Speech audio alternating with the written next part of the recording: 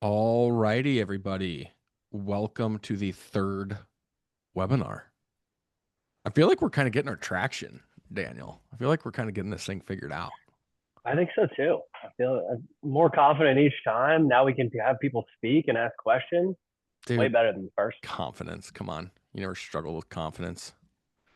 Look, Cadence is like we're killing it. Cadence loves Love it. it. Thank you, Cadence. Okay, everybody. While we're just letting some folks trickle in here, we are going to be dropping a poll. Okay. Um, So make sure once you get the icon, Mel, will they get like a little pop up? Mm-hmm. Okay. You guys will get like a little pop up. I think it's just like two questions. But effectively, like we just want to know like who's actually listening and how often have you been a part of the show or the webinar rather. I think also like if you guys do enjoy this, I'd be curious to know like how much of this is like you're discovering the webinar through the notifications in Adaptive, or if you are discussing this with your network. I think those are interesting pieces just so that we can tailor this in more and more to you guys.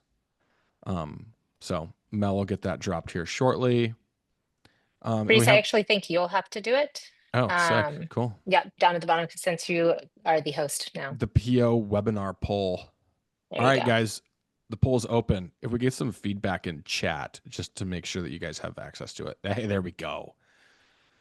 Oh There man, we it won't let go. me vote.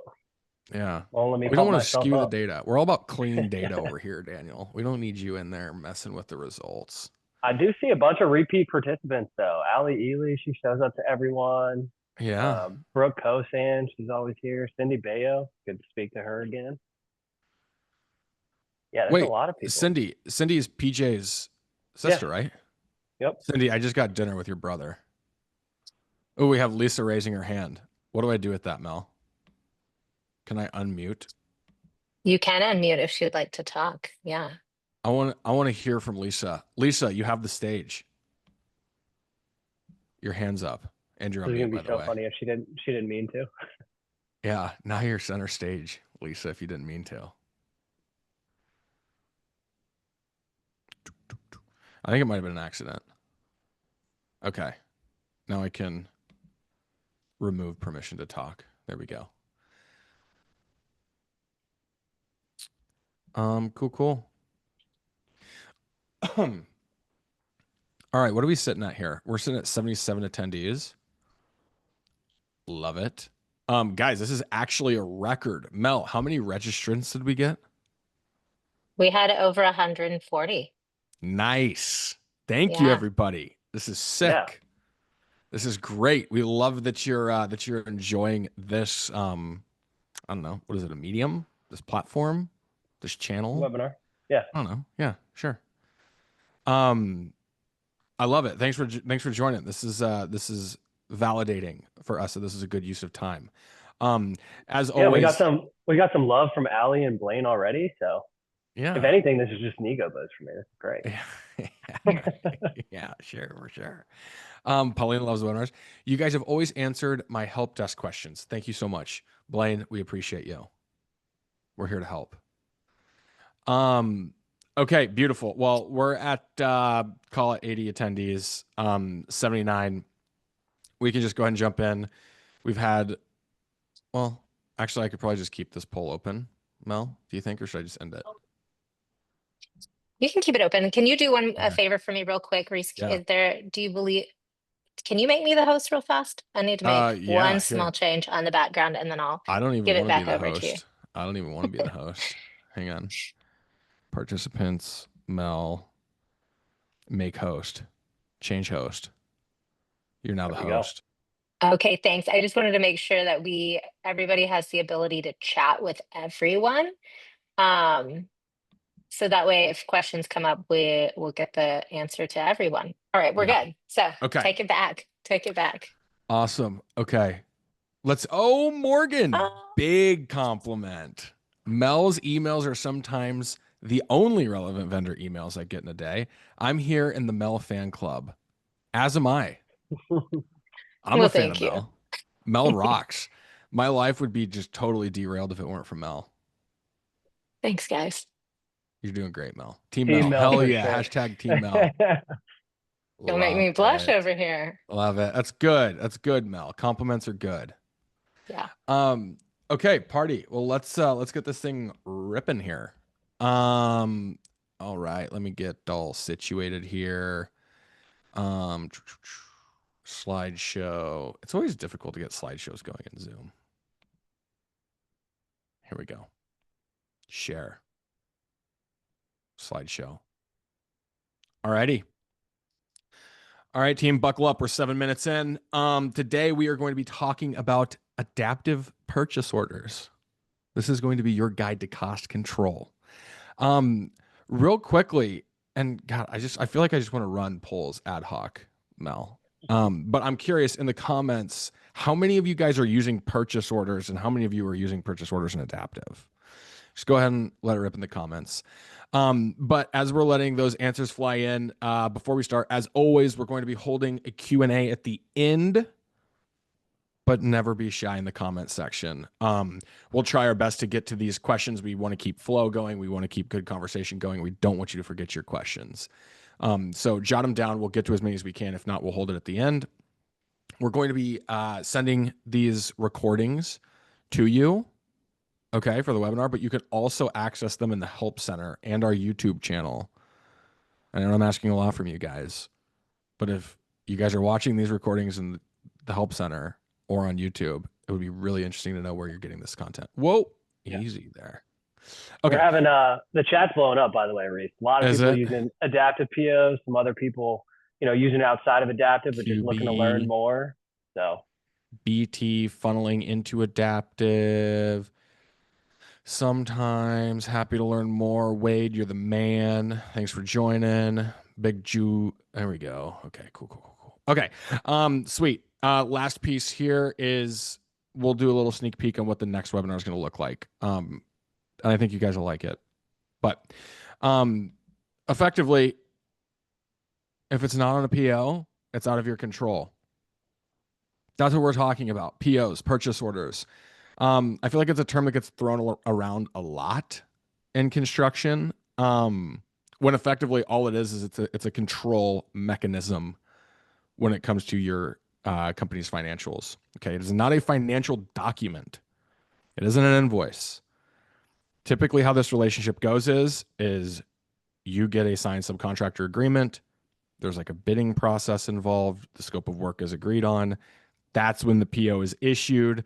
It's a legally binding document suggesting the scope of work, the cost, the price, what is that subcontractor agreeing to. It's signed off on. And then that is effectively what you use as your control mechanism to ensure that you didn't say framing was going to cost $80,000. You get an invoice for $100,000. You pay the $100,000 invoice when initially agreed to $80,000 and nothing was documented.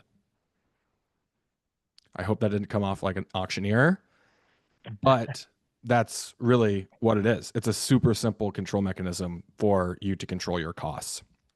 Okay. The plan for today, we are going to go over the challenges, the feature overview, and then the handsome Daniel Martinez will be showing a live demo. Then we'll be doing an impact for the builders and then your Q&A. Okay. So the challenges that we heard from builders: without POs, it's too easy for costs to get away from you. Remember, you agreed to 80,000 with the framer. They invoiced you for 100,000. The handshake deal was forgotten and the number was forgotten. That's how costs get away from you. Some examples, as you guys can read: materials get ordered without visibility until the bill shows up. PMs and accountants are out of sync on what's been approved. Budgets are always playing catch up to actual spend, and there's just too much time chasing paper trails, not enough time managing your jobs. You can't control costs that you can't see. Okay, so again, this is largely just going to be going over the functionality and adaptive, and I hope this isn't too rudimentary, but I also hope that the people that aren't using POs come out of this knowing what they're for, how to use them, and how adaptive makes that easier.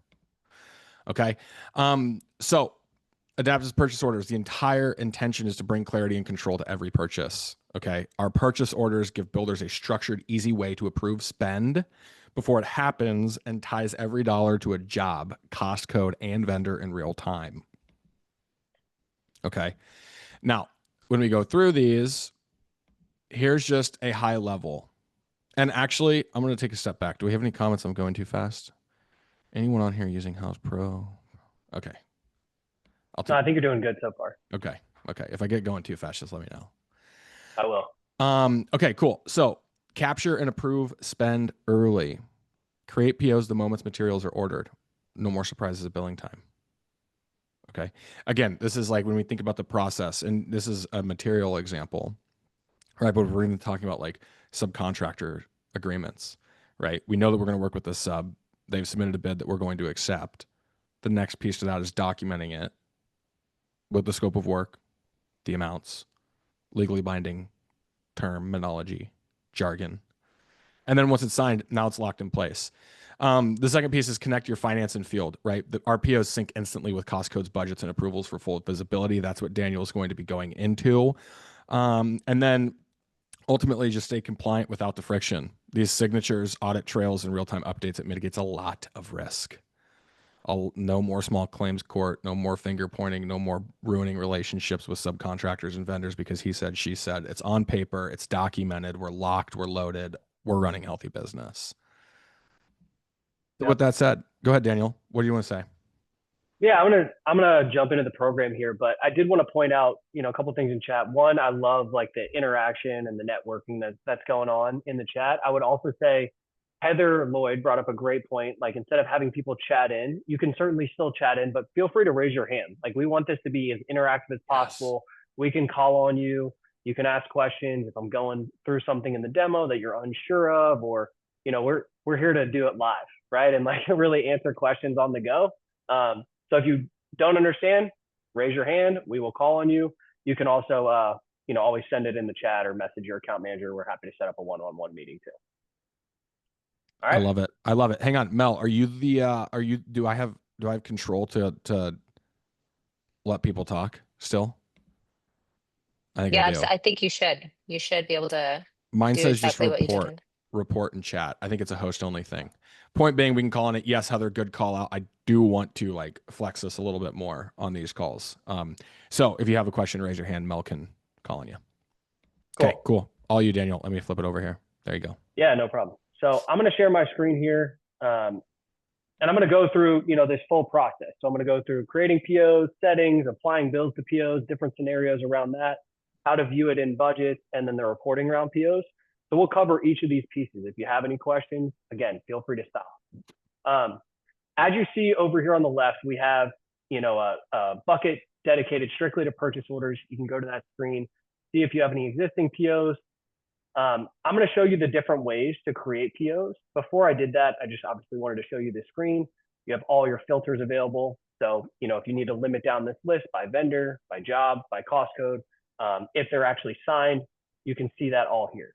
Okay. The goal would be, you create a purchase order as soon as, yes, Reese, go ahead. Okay. First off, guys, that was just the raise hand function. But second, Daniel, what are some of the, I feel like, no. You keep sharing your screen. And I don't mean to throw off your flow, but, I think filters can be a slept on component. What are some of the most commonly used or most helpful filter views that you see clients using? Yeah, I would say looking at it like at a job specifically, right? Like you just want to look at one specific project. I would say, they want to filter by all their signed POs and see everything that actually got signed off on by a sub or a vendor. Those are probably the most popular, but you can filter by whatever you want here, honestly. And then you also have the sorting function. So if you want to sort alphanumerically, you want to sort by vendor name, you want to sort by amount, see your highest dollar amount POs, you can do that as well. And that's a bit of a preview for me going into PO reporting later and how you can build custom reports around Beautiful. purchase orders. Okay, thank you. Yeah, no problem.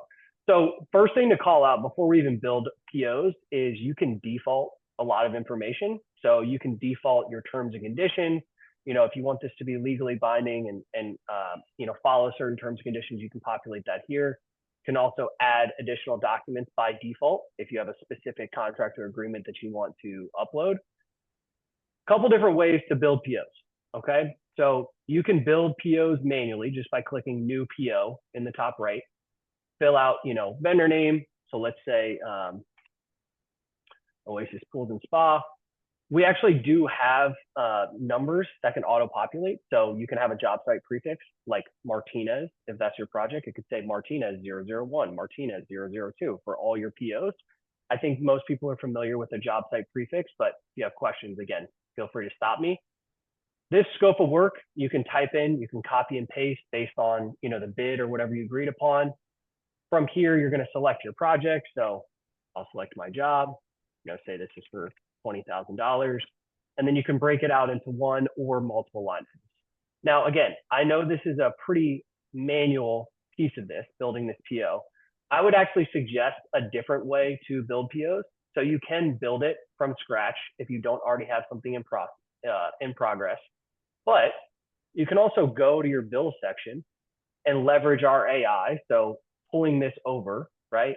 It'll read, dollar amount. It'll read the different line items all off of this document. You can actually take this bill, leverage our AI, and recategorize as a purchase order. So if you have an approved bid that you have in PDF form, drag it into our inbox for bills or forward it to your unique email address at the top, and then you can quickly convert this into a purchase order. Take a breath. That was perfect. I think no, keep sharing your screen. You're fine. I'm gonna pop over to the PO screen. Okay. Sandy's what comment, Rhiannon's ooh comment. That's what I wanted to emphasize here, guys, because again, when you think about the flow and how do we use POs, right? The first whack on our end to make this easier is to Daniel's point. You get the bid from the subcontractor or the vendor that you're going to be POing out on. Just forward it into Adaptive, which you can do in a bulk categorization side. And then you can recategorize it as a PO, which is effectively eliminating all the data entry for creating POs. So now you got the PO, it's an open PO, then you get the invoice, and then you match it to the PO, which Daniel's going to be getting into. Correct.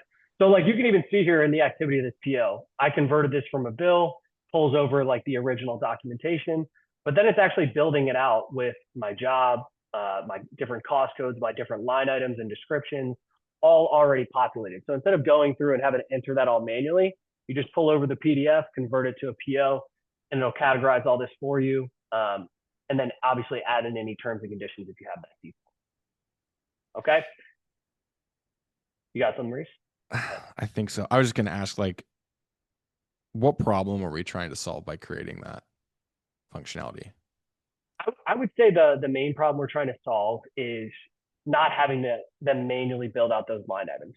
So if you already have a bid, right, you've already created a bid or you're already communicating with the subcontractor, you have an agreed upon scope, dollar amount, different line items. You just want to pull that directly over to the PO. You ideally don't want to have to break it out yourself manually and ensure that it's matching up exactly. You can basically leverage the system and make sure that it matches up by using our AI. Okay.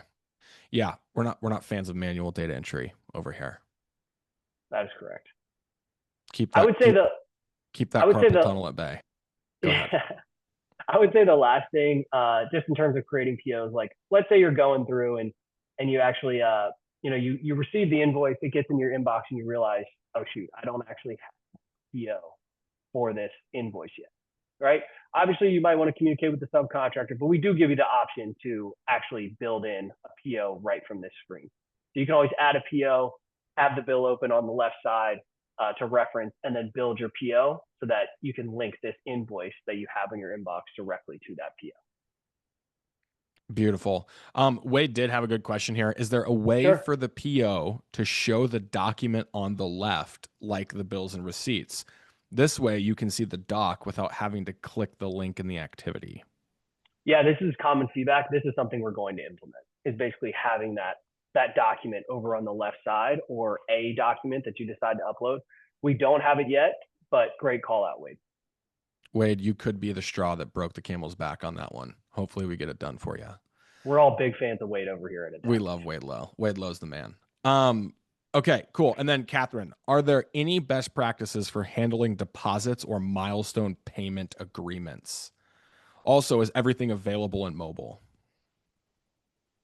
So no, it is not available on mobile. We don't have purchase orders on mobile. I'll give you that answer first. When you say deposits or milestone payment agreements, Are you just talking about actually applying invoices as they're going along? Because that is the goal. You have a purchase order, and then you'll have milestone payments come in as individual invoices, whether it's like a 25% deposit or it's a 50% deposit. Essentially, it's a bill going against that PO.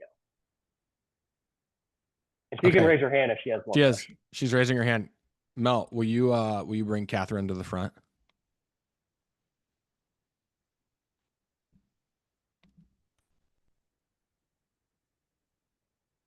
Oh, Kim, we're going to be covering that here shortly. Hold on, I'm trying to get her. And then Cindy actually had a similar question and to Wade. Yeah. Yeah. Yeah, Cindy, we're just we're going to be building that in so that you can see the document. All right, we've got Catherine. Catherine, you're on mute. Okay, you can hear me? Let's Yes, go. Our All right, first awesome. live call in here. I love it. So one of the big reasons why we want to use purchase orders is, you know, as we've gotten bigger, the person who's paying the bills isn't the same person who's making the agreements. And so how do you capture the milestone, the agreement around the milestones in the purchase order somewhere? Is there somewhere we can do that? Yeah, I would say commonly, like in the actual PO, if you're just talking about like language, you would put that in the terms and conditions of the scope of work, right? Like terms and conditions probably going to lay out more of a payment schedule or like your legal verbiage. Scope of work would probably say, hey, we have a payment schedule of 25, 25, 25, 25 or 50, 50, 33% increments. It really just depends on what your agreements are, but I would probably put that in the scope of work when you initially agree upon with the subcontractor. Okay. And just to make sure this is coming full circle for you, Catherine. So you're effectively saying that the person that's paying the invoice is someone who might not know what the milestone payment is. So you're wanting them to be able to reference that before they pay. Yes, so we don't have to constantly be looking for the information and confirming everything at every step. Exactly. Yeah. Okay. So I think that's probably going to get uncovered when we go through the flow of like approvals and payments. Okay. Because I think like effectively they could open up the PO from the bill screen before they pay, right? Once it's matched, and then they could check out the scope of work or the terms and conditions like Daniel's suggesting. But my other question is like, are you getting multiple invoices associated to a PO? Because that would effectively just draw down the balance of the PO if they're just paying the invoiced amount. Yeah. Is it more the latter? You're getting multiple invoices associated to one PO? Yes. Okay, so then that would probably just be like, hey, we get this one invoice over, we run it through our approval process, we map it to the PO, and then your AP person, whoever's paying, they can just rip the payment, and then that will effectively draw down the balance of the PO, which is very easily highlighted. Daniel will show you. Okay. Okay. Yep, that's correct. Sick. Catherine, thanks for jumping on. All right, the seal's broke. All right, now we got Wade in here. Now we got Wade. Daniel, jump through this. And Wade, we'll get you. Okay. I was going to talk about applying bills to POs now, right? So essentially, how would you start applying invoices that are coming in to pre-existing POs? Actually, before I talk about that, I actually didn't talk about releasing the POs, right? So let me go into our POs section, and you can basically click in any of these POs, and then scroll down. There's going to be this option, send to vendor. When you go to send it to the vendor, it'll pull up the email on file. If you have multiple listed in the vendor profile, you can pick and choose who you're sending it to. You can add any additional comments. You can attach any additional documents. So if you want to attach like plans or blueprints, you can certainly do that. And then you're going to send it out, right? When you send it out, it will come over through email like this. It'll tell you, your company name. So MS Homes is requesting your signature for a purchase order on this project, right? They will click review and sign. And then from there, it's going to pull up much like this does with the ability to review the PO, enter the name, and essentially sign off on the PO, right? There's also an option where you can electronically sign off. I turn that off for now. I just put in the type in signature and it'll actually sign off on this PO. And then you can download the signed purchase order as well for your records. Okay. You will get a notification when it actually gets sent out and when it gets signed for your signed copy. Same with the sub or the vendor. They're going to get the signed copy as well. Questions on that?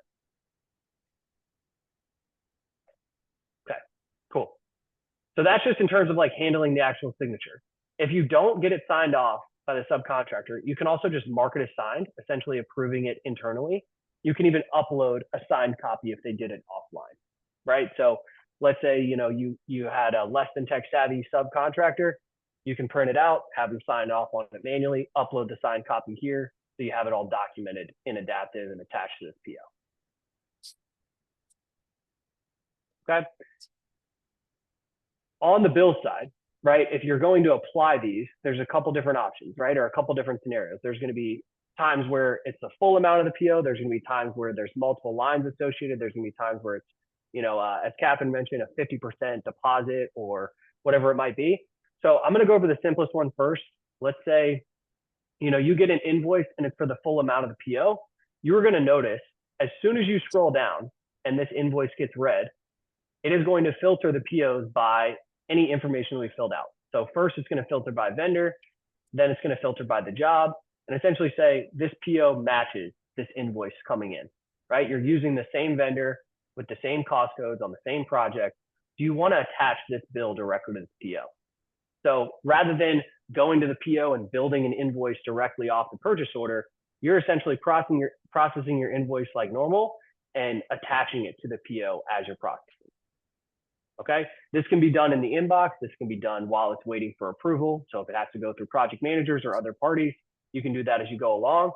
I'm going to choose to apply this bill to the PO, and then we can select the different lines that we want to apply it to. So just so I'm not going too fast here, you'll see there's 2 lines on my PO. There's 2 lines on my invoice. What line item on the PO do I want to apply this line item to the bill? I obviously want to apply the $45,000 one to the $45,000 line. You can even reference the description, open balance, all right here on this screen. And then same thing, second line. It's this cost code. The description is custom lighting setup. Let's click the drop down for the PO. Okay, it matches. Perfect. So now we've got the full amount of the PO, and we're going to choose to link the two. Now it's going to say that it's linked, right? And essentially, it's going to pull up that PO, add it to the bill. It's linked in here. This open balance will reduce as this bill goes through the approval process. So as soon as it gets recognized as an actual cost and it populates in your budget, your open balance will essentially be reducing with bills. Go ahead, Reese. This is applicable to some of the questions that we've had in the chat. So first, Mimi, I 100% agree. Basically, it's a product suggestion that we can categorize bills and bids separately. But we could talk about that offline. Andrew, what if the PO gets overbought? Can I prevent the bill from being synced to QB? Not currently, but we're going to give you multiple warnings that you are over budget on that specific line item. So you can either go build in a variance, you can build in a change, and essentially either adjust your budget or reject the bill overall. And that's effectively what he's asking. He was like, or an email or an alert, etc., something other than just the banners. On the PO page, can overbought POs be highlighted so I can see them quickly? Correct. Yeah, it'll basically tell you that you're overcommitted on the budget. So like, let's say for this line item, this is actually $46,000. I'm going to test this real quick live. When I save this, it's going to give you an option. The PO line has exceeded its allocated amount. So then you can open up the purchase order. It'll open up on the side. It'll even tell you, hey, if you process this, you're essentially going to be over budget on that specific line item. You're overcommitted. Andrew, I hope that's helpful. Definitely keep going. Okay. And then we've got POs entered into Adaptive. Can they get synced to QuickBooks? They're currently entering POs into QuickBooks that sync to Adaptive, or we pull into Adaptive, but they don't sync both ways. Correct. We do not see it as an accounting record, so we're not syncing these over to QuickBooks. QuickBooks is very strict on, you making any adjustments to bills, you making any adjustments to POs. They're essentially, it's a very strict sync on how purchase orders relate. So we actually do give you the option to look at any POs that are coming in from QuickBooks, and you can convert them directly to Adaptive POs. So you can do this one by one. You can also do this in mass, essentially converting these to adaptive POs so they're a little bit more flexible. They're populating in your budget just like QuickBooks POs would, but then you can start attaching invoices to QuickBooks POs, making adjustments as you see fit. And then the last one, Daniel, is a riff on Heather's question that you Yeah. suggested build a new PO. Heather's response to Heather Rodriguez's question is, would you be able to archive the previous PO if it didn't have a bill associated to it yet? You could, yeah, you could archive the PO or you could close it. I would say you'd probably want to archive just so it doesn't populate in your budget if there's no bill associated. So I would either create a new PO for the revised amount or create a new PO for the overage, right? So if you already have a PO signed and then you start getting invoices, it could be, you know, a mistake that you need to take care of. It could be a normal variance, right? Like something you both didn't anticipate and you've agreed upon, you know, the addendum to the contract or, you know, essentially an adjustment to the overall PO. I would basically build a new PO and mark it as variance. Yes. Okay. And then we've got Wade sitting there with his hand in the air. Go ahead, Wade. Let's bring him up. All right, Wade, floor is yours. You guys hear me? We got you loud and clear. Thanks for calling in. So appreciate all the props, man. The receipts POs don't allow, or the receipts don't allow the PO to be drawn down. You have to go in and put it as a bill and then mark it as paid as a bill and link the PO. Is there any chance that that could happen so that you're always doing receipts and you're not doing them in bills? Currently, no. I mean, we're not looking at adjusting that, or at least we haven't talked about essentially associating receipts directly with POs. It's strictly invoiced at this point. You could basically recategorize that receipt as a bill, as you mentioned, and then mark it as paid by credit card or associate it with a transaction coming from your card feed. And then that way you'd be able to apply it to the PO. But I guess the question would be like, why would you want to, and this is good for feedback, why would you want to have receipts connected to POs and why would you not want it as a bill? Well, because we do, I mean, we purchase a fireplace for someone from Woodland Direct and it's $6,000 and I can do a 50% deposit on my Amex. We're going to use the card as much as we can. Right. For, you know, for that purpose. So it's still a PO, it's still a purchase order for that item, and we treat it as such. I'm happy to continue doing it the way we're doing it. I was just curious as to, it's just a little hiccup. Occasionally I'll put it in and then go, I'll go back to the budget at the end of the month when I'm tying it to the client as putting together the draw. And I'm like, why is this still showing I owe money? And I was like, I know I paid 50% of that. And I go, oh, well, I never linked the PO. I go back, I open it up, I go back, I do it as a mark as paid through the build. It's my process and figuring out a way to just remember to do it. I kind of have a secondary question on it is the milestones for the POs. I noticed anytime you make, so if I put a purchase order in for $100,000 for tile, and then I get a draw. So I don't break out the draw. I just put in $100,000 for the tile. They ask for 25%. I go to apply the draw 25% to that PO. And I say, draw number one, deposit 25%. And it pops up this changes. Hey, you're making a change to the PO. And then you got to select something. You got to, you know, go back down and say, all right, well, I really want the PO to still say this, but now I want the bill to say this. Those changes that I'm making to the purchase order and approving these changes, where does that go? And is it necessary? Or should I just be breaking out those draws in the purchase order saying 25%, 25%, 25%, 25%, and having all four lines? I wouldn't say all four lines. I would say, you know, it's very common where you would associate a bill with a PO and it could only be 25% or 50% total, but it's going to reduce your PO percentage or the PO usage is what we call it in adaptive. So it would basically say 25% when the first bill comes through, when the second bill comes through, it'd say 50%, when the third invoice comes through, say 75, all the way up until 100%. So, you know, as far as like drawing against the PO, that's, you can attach multiple bills to one PO. It's not going to be, you know, a one-to-one relationship. It just pops up and says, you know, you're making a change to the description. So my description was tile PO, and now I'm changing tile PO in the description. Once I link it and then it goes back to the main bill page. Then I say, all right, I don't want to say tile PO. I want to say tile 25% deposit. And then this Got it. pop-up, when I go to save it, says, hey, you're changing the name of the PO, and I'm really not. I'm just changing this line item for this draw. Right. Yeah, I mean, you should have the option to not apply it to that specific PO.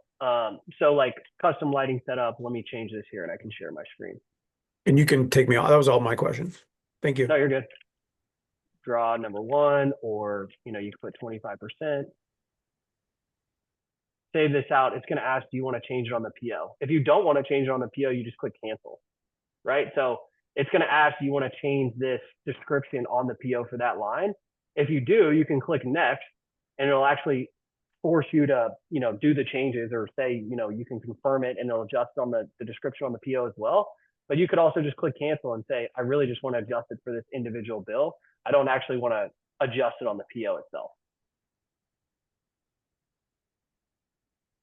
He's been removed. Can we get That sounds ominous. That sounds ominous. Yeah, I know he's been removed. Let us know if that works, Wade. I think that's effectively what you're trying to do. Again, we can always sideline on this. Okay, cool. So we had a confirmation. How are we doing on time, Daniel? We're doing good? We're good. We're about halfway through. Okay. Let's see here. Okay, so a lot of love on receipts to POs. I'm going to put that in product right now. Okay, confirmation for Frederica. Thank you. We'll show linked. Got it. Okay, Catherine wants some clarity on Wade's topic. I think effectively, guys, like what this is Wade's saying that he's building a PO for tile at $100,000 with one line item. And then he's getting, call it 4 invoices for 25% of each, or rather it's 25% of the PO'd amount. Right. So what he's wanting to notate is when he's associating the first invoice for $25,000 on the $100,000 PO, he's going to notate in there in the description what Daniel is showing, 25%. And because it's linked to the singular line item of $100,000, it will not only be drawing down the $100,000 PO to $75,000, right? Reducing the $25,000 invoiced amount, while also notating the 25% has been paid in the description line. Right. And again, guys, if this is a big part of your workflow, we can 1000% train on this. Okay. Yep. And these specific examples. We do have one from Jason Landrum. And this is more along the lines of like a variance PO or a change to the PO. So every single time we have a change to the PO, the only solution is to write an additional PO. No, that's just if it's signed off upon. Like if you sign off on a purchase order, or you have a vendor or sub sign off on it, right? Like the proper workflow would be to either make an adjustment and resend it for signature, or create an additional PO to sign off on like essentially the contract change, right? You don't want to just go adjust the PO and raise the amount of money that you're willing to pay the subcontractor without some sort of agreement. That's really the goal. Totally. Again, think of this as like, we don't want to be changing something that we have legally signed on. That's not discounting the fact that changes happen and that POs are going to vary. But in those circumstances, you'd want to keep it consistent with the contractual obligation of the PO. And then if it changes, we would make those adjustments and reissue, or we would issue a new PO. Yep. I also just wanted to show like different scenarios of the type of bills you might receive. So the first one that I did, it's obviously pretty easy. It's going to match 100%. Like the amount of the invoice was matching the exact amount of the PO. That's not always the case. So if you go into, another one of these, you'll see that it's matching a PO. The PO is for $21,100. This basically looks like a 50% deposit or 50%, invoice of the total contracted agreement. So if we go apply this bill, it's going to say, where do you want to apply this $10,550 to? Do you want to apply it directly to framing labor, the line item on the PO? Yes, I do. Then it's basically denoting that I'm paying the 50% down as soon as I process this invoice and pay off this bill. So you can link the two, and it essentially is going to show you that, we went ahead and linked this PO now linked, it's 50% of the total PO usage, right? So it's basically denoting that there's a 50% deposit on the PO. So you could do this in increments of 50%, 50%, obviously 100%, 33%, you know, it could be 22.5%. It doesn't matter. You can associate individual invoices with a total PO and keep that going as you're processing invoices and as the job progresses. Okay. Outside of that, I wanted to show you guys actually what the budget view looks like, and then we'll go into like reporting on specific POs, because we have the PO screen, but I also want to give you guys a little preview of custom reports and how people are leveraging those. So I'm going to go to jobs real quick, and we'll actually go to a project, and you'll see we actually have a POs column. Now, you will not see these PO columns until you've actually added a purchase order to that job, okay? If you are missing them, you can always click this configure table in the top right, basically adjust what columns are being shown, what you want to show, and what you don't want. That's not specific to POs. You can do that anytime. But you can essentially scroll through and look at your POs and see, you know, the total dollar amount of the POs and the open balance. So, you know, the POs and then what you've paid thus far, or haven't paid this far, I should say. You could also click right on the title where it says purchase orders, and it'll pull up a list of all the purchase orders on that project. Again, you can add a PO from here. You can click and open up the PO on the side of the screen if you need to see more information on it. Maybe I'm curious about the one that actually has a lower open balance than the total amount. I can click on there and be able to see what bills are linked and which ones are approved and ready to be paid or already paid.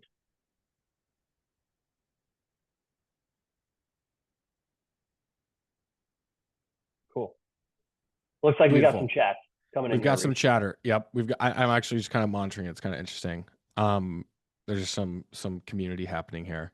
So Okay. Andrew effectively asked group, how many people are using open POs or a sum total amount PO? Example, the total of materials for a job and attaching lots of bills to a PO. They're struggling with making different POs for every nitty gritty and just a bulk PO for a larger amount. I think this kind of goes into like building the PO that we have with specific vendor and then properly associating it to the bulk amount. Is that fair, Daniel? Yeah, I would say so. I mean, I would say it would help if we had, you know, the feature to build, you know, a purchase order directly from a change order. I think that would be super helpful and something that we're pushing for on our end. Mm-hmm. But I also think, yeah, if you're associating it properly, it's going to show you your open balance. It's going to show you how much is left of the PO. Yeah, I mean, a lot of these scenarios, I would love to like meet with them one-on-one and essentially see what they're trying to accomplish and what their workflow is right now, especially if we can improve it. Totally. Well, and I think like Rhiannon's like making a comment towards that, where she's like, they tried doing the nitty gritty PO thing. It's just a lot of additional work. Yeah.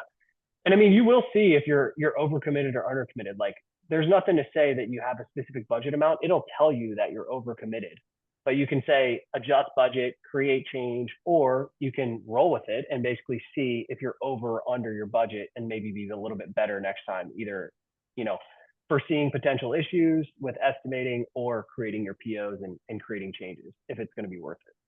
Yeah. Cool. I would say the last thing before we get into the Q&A would just be the custom reports. Okay. I really love being able to look at those. So if we go into reports right here, I actually built one just called PO report. Now, there's a couple different areas that you can look at. So there is all budget lines or grouped by job. Here, let's look at this. You can look at it grouped by job, where you're basically seeing the PO amount. And then if you want to look at an individual project, you can click on it, be able to see the underlying data here for each of these and like basically the PO amount. You can filter by cost code. Again, you can filter by vendor. You have nearly every single filter available in the custom reporting tab. So you can look at all jobs at once, or you can look at, you know, POs grouped by job. There's an easy visibility to be able to see, okay, how am I doing on POs across my whole company right now? Okay. And just a quick reminder, you can export these at any time to Excel. You can also schedule these to go out, you know, daily, weekly, monthly, whenever your team meets. So super helpful if you're running like team meetings and often review where you're at on POs. Love it. I think that's kind of like goes into Andrew's question here. And also, guys, like, I'd love to know like how applicable that customer report is. So definitely pop in chat. But Andrew was asking about the overcommitted. Like, is the budget going to be reflecting overcommitments? Right when we go over, it just turns it's a negative, isn't it? Yeah, it turns orange. Yeah. It's basically going to show you if you're over budget on it. So let me see if I Yeah. can find one. Here we go. Yeah, Andrew, just simple. Here we go. So like it'll tell you that you're overcommitted, and then if you're are overcommitted and it's essentially saying, hey, you're spending too much in this area, you can either go adjust the budget or you can click right on this orange number and it'll pull you to that job. And then you can filter by, you know, whatever the code is. So I think this was electrical service. Click into here. It'll show you you're technically still positive on budget remaining, but as we see, right, budget remaining $7,200 compared with the PO, you're going to go over if you pay that full PO. So as those costs come in, it's going to show you're going to have a negative budget remaining if you were to pay that full $7,800. Okay, and then so he's saying he sees that, but what about on the purchase order page closed? Can it show the negative number on closed POs where they went over? Oh, like going into here? Yeah. He wants question. a quick way to overview. I actually haven't done that yet. I wouldn't say in here. I'd probably run that from the customer report that I was talking about, which I'm not sure. Yeah. So I'd probably look at it here and be able to see cost, budget, and PO amount. That's a good point. So you would ideally want that listed over here on the right and see if it's overcommitted on the budget, like basically have a column in the POs to show the budgeted amount. Okay. Yes. I think we can do that. Yeah. Sick. I love that. Solutions. Melanie's on board too. And Derek, you mentioned that you couldn't find a way to filter by month. And you're good on that? You found you know how to do that now? Okay. Cindy, can you repeat that? If I have a PO and a deposit, shoot. Sorry, Cindy, I missed your question in the Q&A.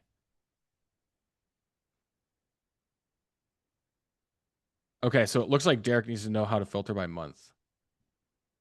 Daniel, can you show that quickly? We don't have one on the PO screen right now. You would have that ability inside of the custom report. The custom report, yeah. So if you go inside the custom report, you should have filter for date in here that you can utilize and basically filter by created date or processing date, whatever you want to do. Okay. Cool. Derek, if not, I'm taking a lot of product notes on here. So this is all good feedback. And then Cindy. So Cindy said, if I have a PO and a deposit for the PO is paid by card, back to the Wade situation, but then the final payment is by bill, what are the steps to get both the original deposit receipt and the final bill to be applied to the PO? So they would both be bills in our system since we don't apply receipts to POs. So you would basically intake that receipt, even if it's in the receipts tab, you would recategorize it as a bill, attach it to the PO, and then the final one that comes, the final invoice that comes around, you would also attach that to the PO. So instead of a receipt and a bill being attached to the PO, it's just two bills attached to that PO. And guys, so I posted that in the product channel and I tagged our product designer and product lead. So that is being shared. I'm also thinking that like when you're seeing it from the transaction feed, when you have the option to create, the only option is just to create a receipt. Is that effectively what you would want to do, is just to be able to create a bill off of that transaction? I guess I'm curious like what you would actually want that flow to be. Or would it just be you see the receipt document and then you would have the same functionality that we have on bills? Yeah, I essentially think they want to be able to associate receipts directly with POs. Just like basically the same exact UI as a bill, of like being able to associate the bill to the receipt or to the PO, but then you just receive. Yeah, because right now, like you could have a bill and you could associate that with a transaction in your card feeds, which is effectively, you know, saying that bill is a receipt, but it doesn't populate the same, or it's not the same workflow. I think it would be quicker if we could associate receipts with POs. We can handle that right now. It's just not, you know, the same. It's not a receipt. 10-4. Okay. My PO customer report shows deleted jobs. If we ran an old PO open, is there a filter to weed deleted jobs out of the report?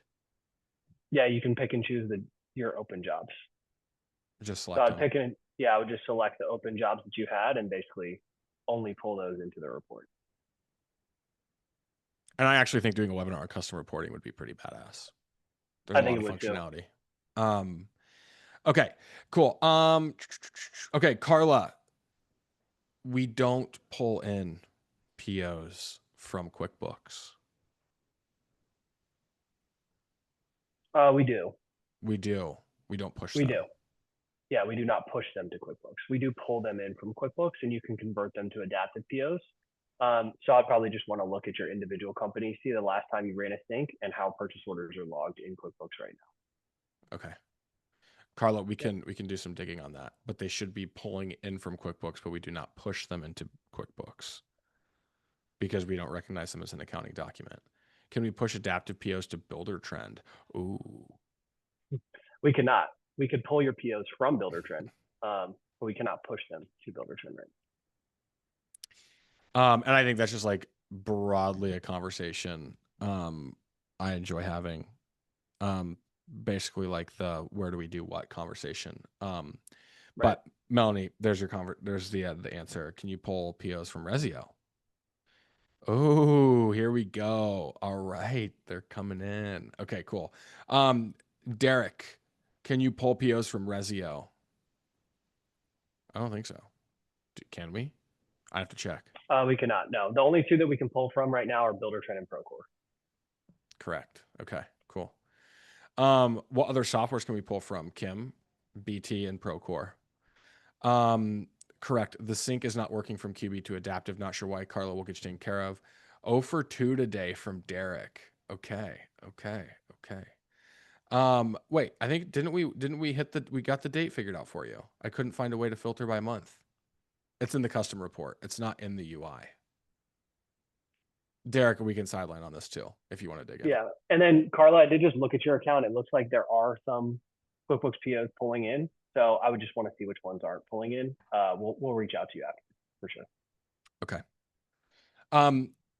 Cool. Derek, we'll do a little custom reporting with you here. It's a drop down of one of the filter options. If you can't find it, we will dig into it with you there. Okay, cool. Let me go ahead and share. We're all wrapped, Daniel. Yep. Sweet. Okay, cool guys. So, before and after, email approvals and missing paperwork. That's the challenge without adaptive POs. Costs logged after invoices arrive. Duplicate data entry between PM and accounting, and budget accuracy is reactive. Okay, with adaptive POs, approvals are routed automatically, and adaptive POs are created and tied to budgets up front. One connected workflow between field and finance, and budgets stay live and predictable. Okay. The pro tip: no materials, subs, and services without a PO. Issue POs as soon as the work is scoped. Review open POs weekly with your team. Going back into Daniel's pro tip was sending out the scheduled PO report, so that you guys can protect your margins, stay ahead of the budget. And if it's not on a PO, it's not approved. Tight and easy. When every purchase has a purpose, you don't just control costs, you control outcome. I feel like that's something that you could put in the kitchen. Like one of those like little like home is where the heart is. I feel like Live, laugh, love. Yeah, exactly. We should actually make those. That'd be hilarious. And we could give them to our customers to put in their offices. We need to do that, Mel. We have to do that. Okay, guys, the next webinar, October 22nd. Save it on your calendars, 12 p.m. Eastern. We're going to be going into the real life lessons and discipline for builders with Sean Van Dyke. If you guys aren't following Sean Van Dyke on Instagram, do it. He's got a great following. He does a lot of public speaking. He's got quite the perspective on construction, having ran, built, and sold a construction company, now helping the fine contractors of America. And he's extremely passionate about the power of POs. Okay. So definitely make it to this one. It's going to be, again, we're trying to like iron out like what delivery is the best received. Do you just like Daniel and I's face? Do you like Daniel and I in a client's face? Do you care? Is the topic becoming redundant? Is it good? Is it repetitive? So let us know. That's ultimately what we're wanting to identify. But with that said, again, October 22nd, save it on your calendars. Mel will obviously be sending you the best emails that you receive from any vendor in the history of software. Mel, that's hell of a title. And we now have Q&A, more so than we've already had.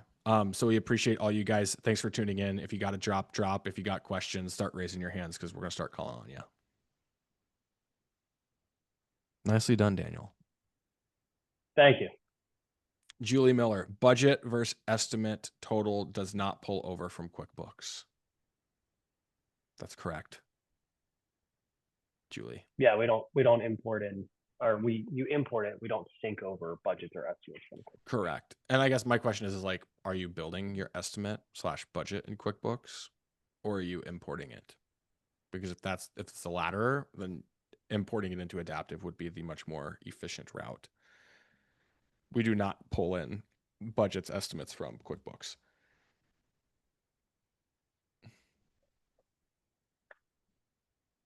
How about internal approvals? Is there capability to adjust that?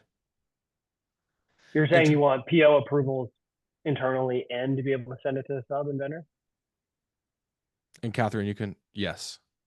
Yeah, that has been requested. Yes. It has been requested. We do. Yep. I don't have like an ETA right now. But yeah, it has been requested to be able to have internal approval of POs first. Okay. And our good friend, Bill Riley, when we have additional work beyond the PO amount, we go to change orders. Should we create a PO for the CO amount? Yeah, I think that goes back to like your internal process and how you want to adjust the PO. Like if it's already signed off on by the subcontractor, you can either go adjust the PO, add an additional line, denote that it's for a change order and resend it for approval and signature. Or if you already have it signed, you don't want to get rid of that signature, you want to keep that PO as is the original agreement, then you can create an additional PO, as a variance and then essentially make it just for the change order amount.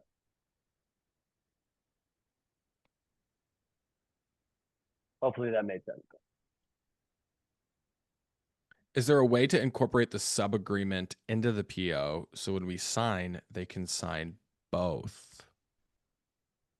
No, not necessarily. I mean, you can add in that additional document, but they would have to sign it externally. You could also add your sub agreement as part of your terms and conditions, so that way when they electronically sign off, it's applying to that.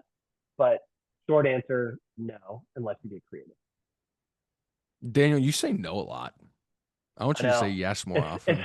It's the account manager in me. I have to be honest. No, I'm just kidding. We do, guys. This is great, and honestly, like the feedback here is awesome because POs is something that we're always wanting to get better at here. Okay, so we got Melanie. I came in late. Sorry, no sweat, Heather Adams. There's a lot of Heathers in here. I do not use PO, and I want to start. I assume this is recorded. Will it be available to listen by EOD today? It will be. No worries, Heather. Okay, I understand not pulling from Resio, but can that be a potential future option considered? Yes. There's your yes, Reese. 1000%. Yes. We love working with Resio. So. Yeah, Mitch and his team is pretty solid. Pretty solid group over there. It would be great if we could do them like we do the lean releases. She's talking about the subcontractor agreement. Yeah, I think it makes sense. It's like subcontractor agreement and PO is like, yeah, they're just like so intertwined. And with the subcontractor agreement, that's something like we like pretty templated, if I'm not mistaken. Yeah, you can pre-template it. You could also, people get it signed outside of the system and then attach it at the vendor profile level. If they're doing on each individual PO, I think it would be nice to be able to do it like lean releases. We haven't built that in yet. Okay. Beautiful. Yeah, Wade's on board with that too. Dude, if Wade's in, I'm in. Hell yeah. Okay. Christy, I really dig the option of a bill being pushed to a PO and payments against that PO be represented. But I use QuickBooks Online, so we can adapt a little, LIL, like Wayne. I need to make some minor adjustments to processes. I love that Resio is in the works. Yes, Christy, process improvement, efficiency, automation, using the features. Get on with your rep. Get on with your And rep. that, well, I was going to say that's actually on me because Christy's one of my clients. So Dude, Christy, we Daniel, will be speaking. less webinars, more time with Christy. Yeah. You're doing great. Okay, beautiful. Sweet. Good turnout. Okay. Yeah, this is Lot a of great people. turnout. And also I have one last, Derek, are you still with us? Yes, he is. Do we have a current ETA on subs using the time clock? When you say subs, we are building in contractor time. So if it's like a 1099 employee and you clock in and clock out with contractor time, we will be pulling that into Adaptive very soon. I would say in the next couple of weeks, month at the latest. As far as vendor time, no, we are not looking at pulling that in immediately. If you guys are interested in that, please request it. It'll just build up our amount of customers that are looking to implement vendor time. Love it. And Derek, you just popped in at the right time because Daniel, if you could just show Derek how to pull up date in the customer report. I can't leave Derek 0-2 here. Now I'm probably 0-3. He's probably sitting here like, dude, these guys don't listen to me. We got to get him at least a 1-for-2 or a 1-for-3. Pressure's on. Pressure's on.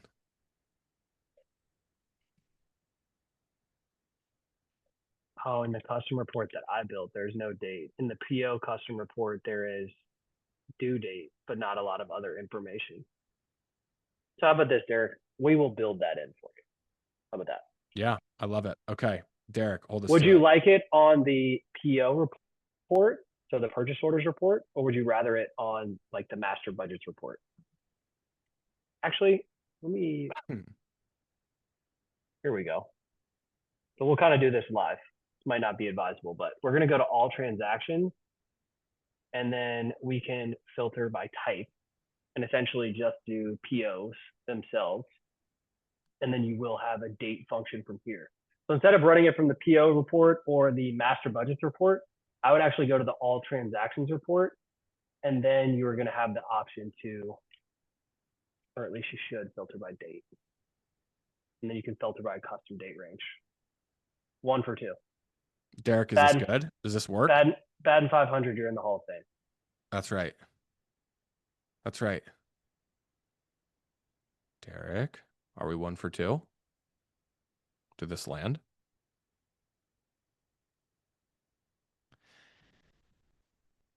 You got me on the edge of my seat, Derek. Thanks. I'll try it. Okay. We'll take it.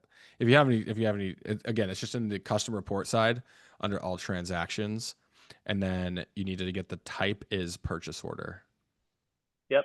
And then you have the option to add filter and choose date. Choose date. And then again, you can control what columns are being shown. So like if you don't care about a lot of these, like a link to it or syncable or billable status, any of that, you can take that out and just leave description, status, job, cost code, and then certainly move these around as you see fit. Derek seems like he really knows the program though. So I'd like to, I'd honestly love to meet with Derek personally and see what custom reports he uses. Yeah. Prep for that webinar. Yeah, he was like, I have my own report for BC to and from Resio. Budget changes is BC. I have my own report for budget changes and from to and from Resio. Yeah, sure. Super interesting, Derek. Here. We should have your information here, but I just want to take it down quick. Derek. Morel. Okay, Carla has a question for you, Daniel. Will you reach out via email or phone? I know this is off topic, but since we're going over reports, is there a custom report that I can pull for AP AR aging report? Yeah, so Carla, are you part of Beachfront Builders? I'm not positive. I would want to know your company first. Okay, so she's Beachfront.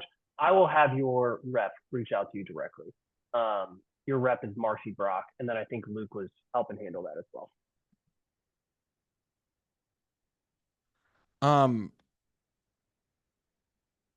she will reach out to you via email most likely to start, and then you guys can set a meeting.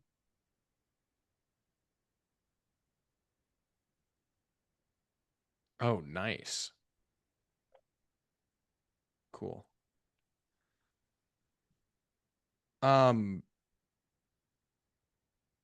Ingrid's got a question. She said, I enter an adaptive PO once my subcontractor agreement is executed. how do I mark the PO as signed? So you have a couple options there, Ingrid. When you click into a PO, you can either send it to the vendor to get electronically signed. You can also click this little drop down to the right of the PO and mark it as signed yourself, even upload a signed copy. So that would be the way that you essentially approve it internally, or you can send it to the vendor for approval, either one.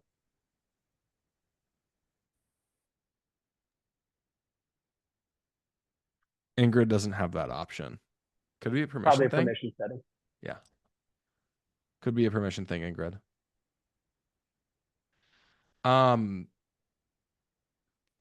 No sweat. Okay, Derek is with got it. Found the dates under all transactions. Thanks. Derek, we appreciate you. We appreciate you. And tell Jeremy hi for me. He's the man. Beautiful. We're 1 for 2. We're 1 for 2. That's all we had. Sweet. Okay, we still got 46 people in here. I'm actually, again, I'm always like super interested. Are people in here just listening, or are It's they like a mini, out at like lunch? a mini podcast for you, Reese. I know. Just chatting it up with the fine contractors of America. I love it. Tell us a joke. That's awesome. Tell us a joke. I don't know. I'm not a joke guy. I don't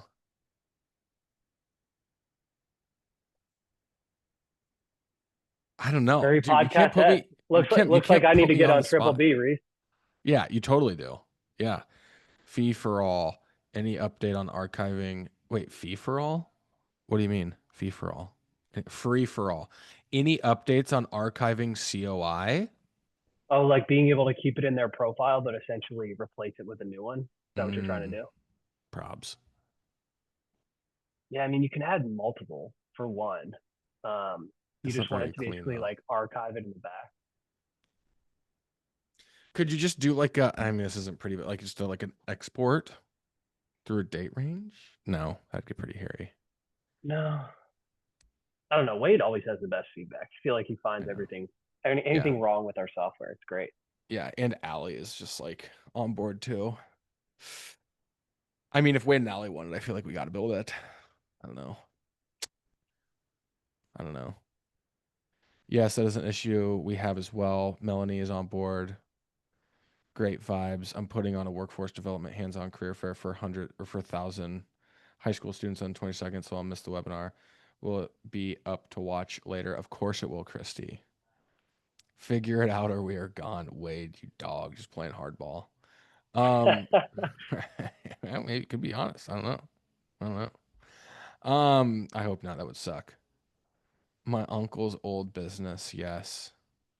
I drive by like every day. Oh, really? Yeah. So like the place that I go in the mornings, Arinsky Lake, you go down like Bob Boozer Drive, and Ely Interiors is right there. So I'm always like, I wonder if that's Allie's business, like her side business. She's out of Elkhorn. Yeah. Oh, cool. The old Bobby Boozer? Yeah, old Bob Boozer Drive. That dog. What a guy. Well, cool. I think that's all we got, guys. Thank you. Appreciate it. Thanks. Peace and blessings. We'll see you on the 22nd. Except for Christy. And Christy, we'll get you the recording. Thank you, everybody. Thanks for the love. Let us know what we can do. Appreciate y'all. Have a great week. Peace.